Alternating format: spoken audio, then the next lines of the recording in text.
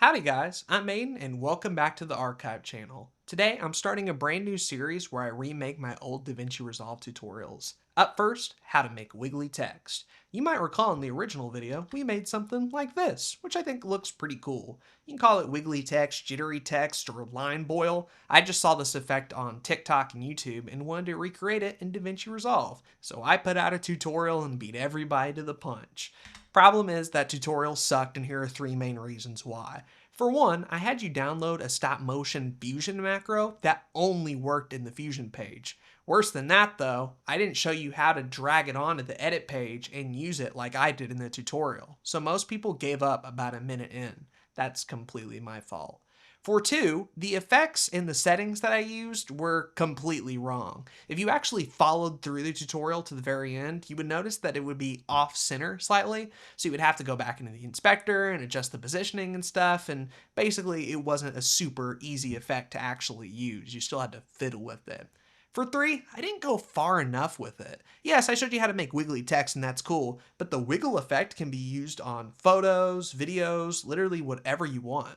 All you would have to do is package it up as a DRFX file and then bam, add it onto the edit page. Why didn't I show you how to do that? Well, at the time, I legit didn't know. But now I do, and that's why we have this nice updated tutorial. Let's start first with what you're going to need to download.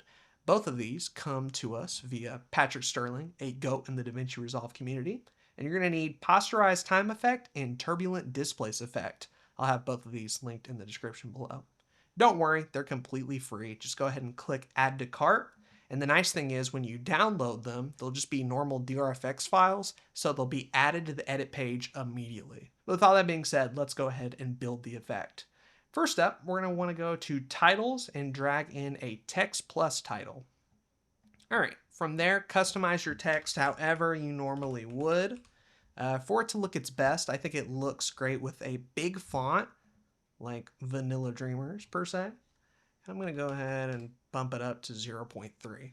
Next, go to Shading, go to Element 2, and enable a red outline. It doesn't have to be red. You can change it however you want. Bump that up to 3. There we go. That's looking nice. Then go to Element 3, Black Shadow, enable that, and bam, we got a drop shadow. If you wanted to make subtitles, I would go to number 4, enable that, and change this to black, and change the level to word. So now it looks like subtitles at the bottom of the screen. However, I'm not going to bother with that. All right, now that we have our text done, let's start by adding our effects. First up is Turbulent Displace. Here's a pro tip, by the way. You can click this little drop-down menu and select all folders. So that way when you search, it's going to search through all of these as opposed to the folder currently selected, which I think is nice. All right, drag and drop Turbulent Displace. And now let's fix these settings. Go into Detail and change this to 0.35. For contrast, do the exact same, 0.35. Skip brightness, go ahead and leave it alone. For scale, you're going to want to change that to 5. For seethe rate, to add some movement to it, change it to 0.3. And then for refraction strength, change it to 1. And you'll notice it looks a little big right now, but trust me, we're not done yet. For now though, let's go ahead and add our second effect, Posterize Time. Drag it onto here. And you only have to change one thing here, and that's this little frame repeat. Go from 2 to 10. That's going to slow things down significantly, so it runs at kind of a more jittery frame rate. All right, I hear you. It's still too big. How do we fix that? Well, you're going to want to go to Turbulent Displace and click on this magic wand icon. That'll open it up in Fusion. Don't worry, we won't be in Fusion for too long. Open it up and you'll see this fast noise. We don't want that, but go ahead and click on it and move it out of the way. Oh, would you look at that? A displace node hidden in plain sight. All right, now we're going to want to change two things here. Light channel, change that to Luma. And then on offset, we're going to want to change that to minus 0.5. And bam, that fixed it. Now we can go back to the edit page and your effect is complete. If we want to reuse this specific title, here's a quick way to do it. Go to these 3 dots here. We'll first select Media Pool. Then go to these 3 dots and make sure Show Power Bins is enabled. From there, you can click on Power Bins and drag your effect in there, and bam. Now this will show up in every project you start, and you can drag and drop it and have it be all set up, ready to go, just how you like it, which is pretty cool. But hey, didn't I promise you that I'd show you how to turn this into an effect that you can use on the edit page? Well, yeah, that's what I'm going to do now.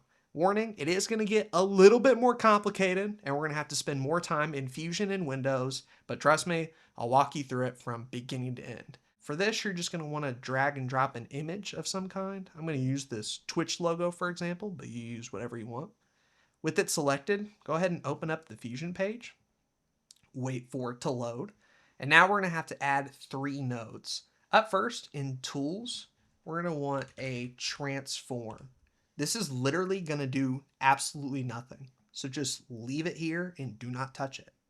All right, now go to Templates, and we got to add in our 2 effects from earlier. So first, we're going to want Turbulent Displace, and then Posterize Time. All right.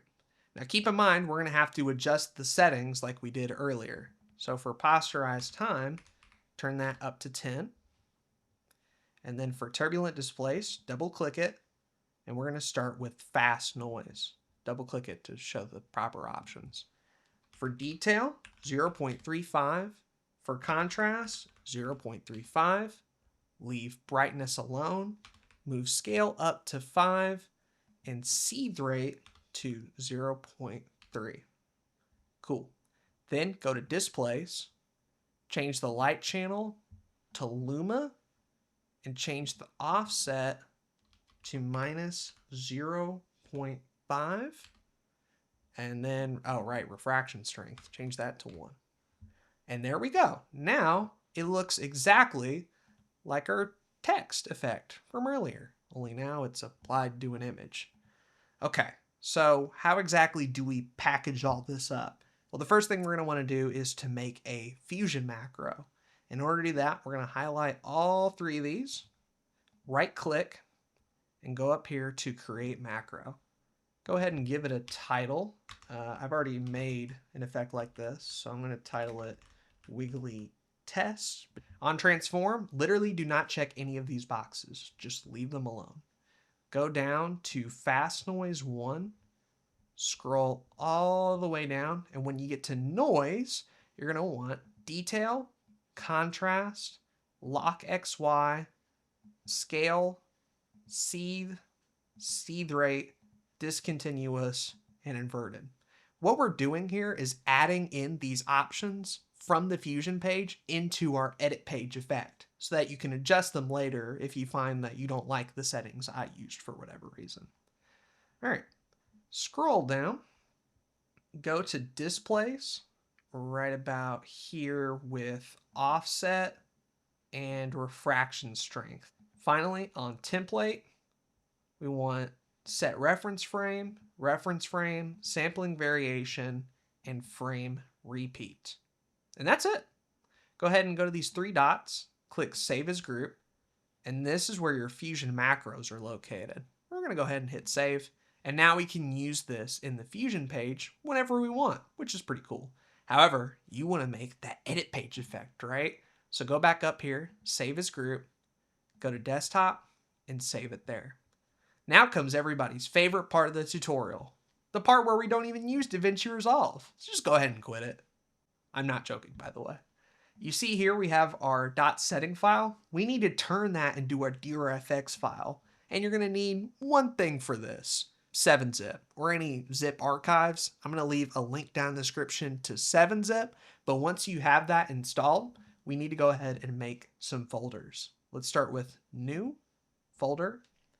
Title this one Edit because that's the page we want our effect to go under. Then inside of that, we're going to make a new folder, title this one Effects, because we're not making a title or a transition or anything like that. Then open that up, and then last but not least, we're going to make another folder, and this one you can name whatever you want. I have all my effects under a folder titled Blue Couch Effects, but you can name yours whatever helps you organize things the best. Open that up, and then drag and drop setting file right into there. Exit out, right click, and then on Windows 11, you'll have this compress to zip file option. Go ahead and click that. And now we got to rename this to a DRFX file. So name it whatever your effect was called. In my case, Wiggly Test. Then hit a period, and then add DRFX to the end of it. Hit enter. It's going to say the file might become unstable. Don't worry about it. Hit yes. And would you look at that? We have an effect right here. Geez, I wonder what happens if we double click it. Opens Resolve, you say? Oh, what's this? Install Wiggly Test? Maybe I will. Go back to the edit page. And then let's get rid of this, because be honest, we don't need it anymore. Let's drag in our original image with no effects applied to it.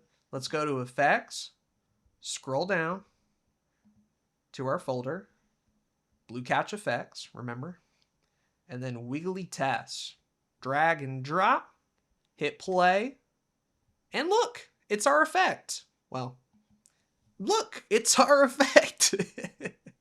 And you'll notice here on the side, all those buttons we were checking earlier gives us the options that we changed in the Fusion page. So we can go ahead and readjust the detail, the contrast, the scale, the sieve, the offset, the refraction strength, and even our posterize time. So if you want it a little faster, you could drag this to a lower number if you want, which I think is pretty cool. With all that being said, my friends, unfortunately, our new updated tutorial has come to an end. I've been Aiden, and I'm signing out.